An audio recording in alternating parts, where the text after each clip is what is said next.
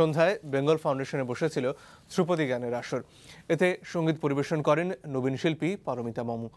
প্রবাসী এই শিল্পীর গান শুনতে সমবেত হন সঙ্গীত প্রেমীরা। প্রমথেশ শীলের রিপোর্ট।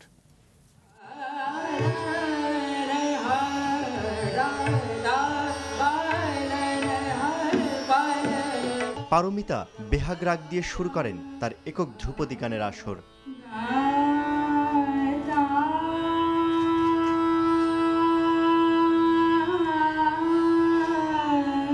আনন্দ বেদনা মিশ্রিত ভাবাবেগের সুর বেহাগ রাগ।